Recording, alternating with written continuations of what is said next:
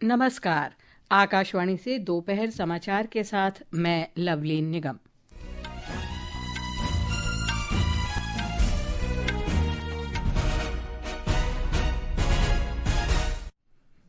दक्षिण अफ्रीका के जोहानसबर्ग में G20 नेताओं का शिखर सम्मेलन शुरू। प्रधानमंत्री नरेंद्र मोदी दुनिया के विशेष मुद्दों पर भारत के विचार रखेंगे।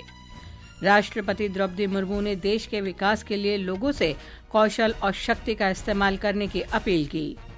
उद्योग जगत के विभिन्न प्रतिनिधियों ने श्रम संहिताओं को सराहा, कहा ये संहिताएं अर्थव्यवस्था के लिए आवश्यक। दिल्ली पुलिस ने पाकिस्तानी खुफिया एजेंसी ISI द्वारा संचालित हथियारों की तस्करी करने वाले अंतर्राष्ट्रीय गिरोह का पर्दाफाश किया। 4 संदिग्ध गिरफ्तार। केंद्रीय मंत्री जगत प्रकाश नड्डा ने नई दिल्ली में सरदार वल्लभ भाई पटेल की 150वीं जयंती के अवसर पर यूनिटी मार्च को झंडी दिखाकर रवाना किया। गुवाहाटी में भारत के साथ दक्षिण अफ्रीका ने दूसरे क्रिकेट टेस्ट मैच के पहले दिन पहली पारी में 2 विकेट पर 166 रन बना लिए हैं।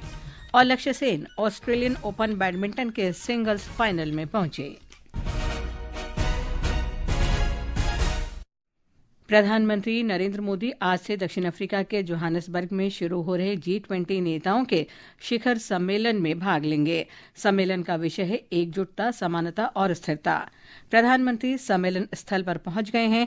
दक्षिण अफ्रीका के राष्ट्रपति सिरिल रामाफोसा ने श्री मोदी का स्वागत किया।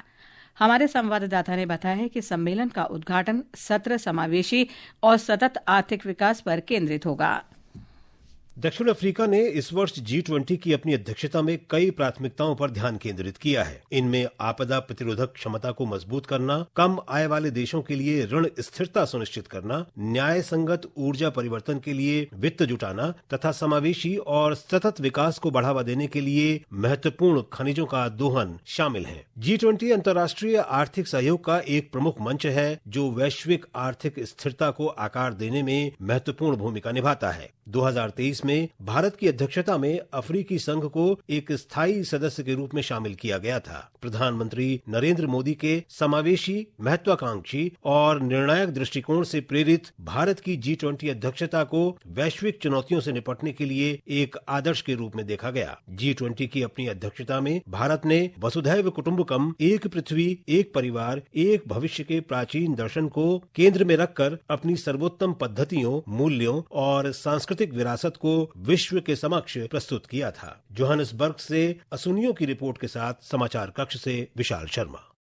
राष्ट्रपति द्रौपदी मुर्मू ने कहा है कि सरकार लोगों के जीवन को बेहतर बनाने के लिए कई कदम उठा रही है। उन्होंने कहा कि राष्ट्र के विकास के लिए लोगों के कौशल और क्षमताओं का उपयोग किया जाना चाहिए। राष्ट्रपति ने आज आंध्र प्रदेश के पुट्टपर्थी के प्रशांति निलयम में श्री सत्य साई बाबा की शताब्दी के उपलक्ष्य में एक विशेष सत्र को संबोधित किया। उन्होंने साई कुलवंत हॉल में श्री सत्य साई बाबा को श्रद्धांजलि अर्पित की। सत्य साई बाबा की जन्म शताब्दी के अवसर पर सभी लोग ये संकल्प ले कि हम उनके प्रेम और सेवा के संदेश को आत्मसात करेंगे। हम व्यक्तिगत और सामूहिक स्तर पर ऐसे सभी प्रयास करेंगे जिससे विश्व में शांति को बल मिले और संपूर्ण मानवता का कल्याण हो। राष्ट्रपति ने कहा कि आध्यात्मिक संगठनों, गैर सरकारी संगठनों, निजी क्षेत्र और नागरिकों के सामूहिक प्रयासों से 2047 तक भारत विकसित बन सकता है। राष्ट्र सर्वोपरि की भावना के अनुसार राष्ट्र निर्माण सभी संस्थाओं का कर्तव्य है। सत्य साई बाबा इस दिशा में अपना कदम आगे बढ़ा रहे हैं। भारत सरकार ऐसे अनेक कदम उठा रही है जिससे देशवासियों का जीवन सुगम और सरल हो तथा वे अपनी प्रतिभा और क्षमता का उपयोग देश के विकास में कर सके। भारत सरकार के इन प्रयासों में सभी संस्थाओं और नागरिकों को योगदान देना चाहिए। इससे पहले पुट्टपर्थी पहुंचने पर राष्ट्रपति का स्वागत मुख्यमंत्री N. चंद्रबाबू नायडू ने किया।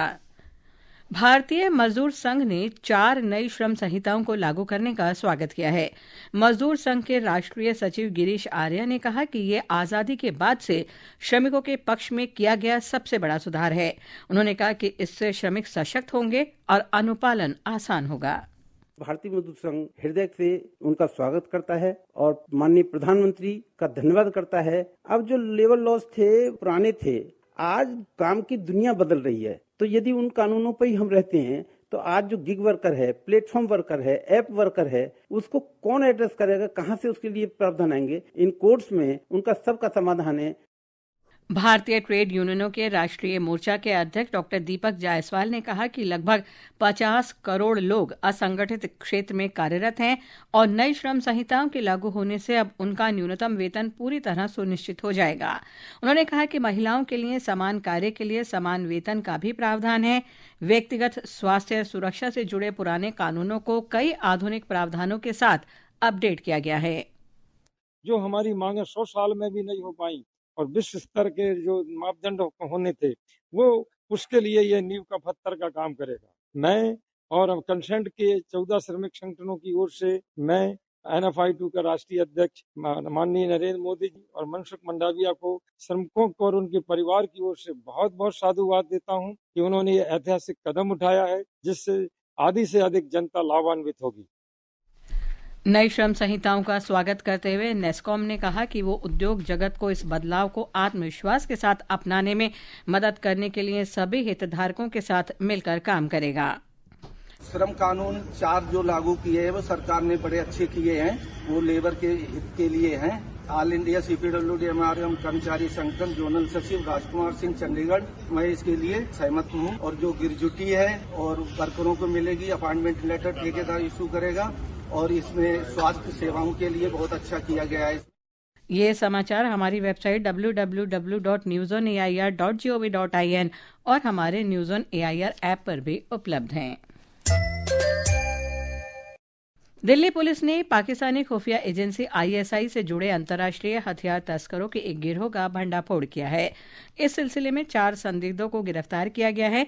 दिल्ली पुलिस की अपराध शाखा ने एक अभियान में 10 अत्याधुनिक पिस्तौलें बरामद की, जिनमें 5 तुर्की निर्मित और 3 चीन निर्मित हैं। संयुक्त पुलिस आयुक्त सुरेंद्र कुमार ने आज नई दिल्ली में बताया कि ये गिरोह उच्च स्तरीय विदेशी पिस्तौलों की तस्करी के लिए पाकिस्तान से ड्रोन का इस्तेमाल करता था। संयुक्त पुलिस आयुक्त ने बताया कि मामले की जांच जारी है। सरकार राष्ट्रीय कैडेट कोर NCC की क्षमता 17 लाख से बढ़ाकर 20 लाख करने और राष्ट्रीय विकास तथा राष्ट्रीय सुरक्षा में योगदान करने के लिए विभिन्न कार्यक्रमों में इसकी भूमिका का विस्तार करने की योजना बना रही है। रक्षा सचिव राजेश कुमार सिंह ने 78वें NCC दिवस के अवसर पर नई दिल्ली में राष्ट्रीय समर स्मारक पर पुष्पांजलि अर्पित करते हुए ये बात कही। नेशनल कैडेट कोर को हम राष्ट्र विकास और राष्ट्र सुरक्षा में और अधिक योगदान देने के लिए उनकी जो संख्या है वो 17 लाख से 20 लाख करने वाले हैं। उनको और अधिक स्किलिंग और दूसरे प्रोग्राम्स में शामिल करके उनका योगदान बढ़ाने की हम कोशिश कर रहे हैं। NCC के महानिदेशक लेफ्टिनेंट जनरल वीरेंद्र वत्स ने कहा कि NCC की उपस्थिति देश भर के 700 से अधिक जिलों में है और इसके 40% कैडेट महिलाएं हैं। उन्होंने कैडेटों के प्रशिक्षण को बेहतर बनाने के लिए साइबर जागरूकता और ड्रोन रोधी उपायों सहित आधुनिक तकनीक के महत्व पर बल दिया। NCC के एक्सपेंशन के साथ साथ भी हमारा फोकस है जो ट्रेनिंग इंफ्रास्ट्रक्चर थ्रू इंडिया है उसे हम और बेहतर बना रहे हैं और मॉडर्न टेक्नोलॉजी को NCC करिकुलम में इंट्रोड्यूस कर रहे हैं, चाहे वो साइबर इश्यूज हो या काउंटर ड्रोन मेजर्स हो। इसमें हम सेनाओं के साथ मिलकर अपनी इम्प्रूवमेंट कर रहे हैं। भारत ने एशिया प्रशांत क्षेत्र में आपदा जलवायु जोखिमों को कम करने के लिए एशियाई और प्रशांत आपदा सूचना प्रबंधन विकास केंद्र APDIM और एक क्षेत्रीय भागीदारों के साथ मिलकर काम करने की प्रतिबद्धता व्यक्त की है। नई दिल्ली में आयोजित समावेशी आपदा जोखिम डेटा संचालन पर APDIM के 10वें सत्र में गृह राज्य मंत्री नित्यानंद राय ने क्षेत्रीय आपदा के स्वरूप को देखते हुए लचीली कार्य योजना और सहयोग के लिए भारत की प्रतिबद्धता की पुष्टि की। रेलवे ने इस वर्ष अब तक 1020 मिलियन टन माल का लदान पूरा कर लिया है। रेल मंत्रालय ने बताया कि इसमें कोयला का योगदान 500 मिलियन टन से ज्यादा है। ये पिछले वर्ष के 4.2 मिलियन टन से ज्यादा है। ये समाचार आकाशवाणी से प्रसारित किए जा रहे हैं। ताज़ा समाचार जानने के लिए आप हमारे social media handle X @AIR news Hindi को फॉलो कर सकते हैं। गोवा के पणजी में 56वें भारतीय अंतर्राष्ट्रीय फिल्म महोत्सव में सितारों की चमक बरकरार है। फिल्म महोत्सव के तीसरे दिन भी फिल्म स्क्रीनिंग और मास्टर क्लासेस से लेकर उभरते फिल्मी सितारों के साथ विशेष बातचीत तक सिने प्रेमियों का मनोरंजन जारी है। एक रिपोर्ट।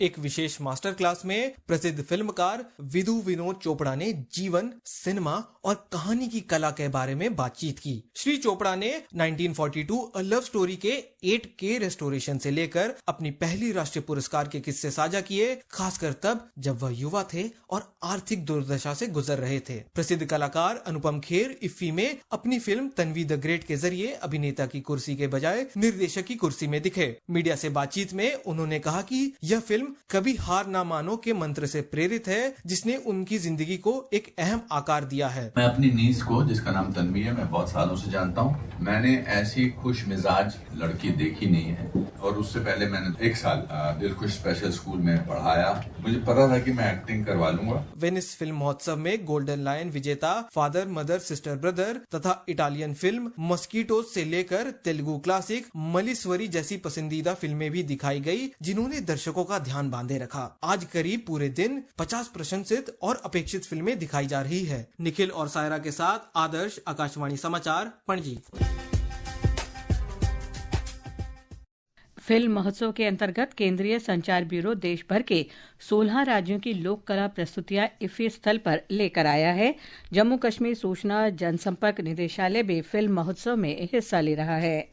पाकिस्तान में 27वें संविधान संशोधन और रावलपिंडी की अदियाला जेल के बाहर पाकिस्तान तहरीक-ए-इंसाफ के संस्थापक इमरान खान की बहनों के साथ कथित दुर्व्यवहार के मुद्दों पर कई स्थानों पर विरोध प्रदर्शन हुए।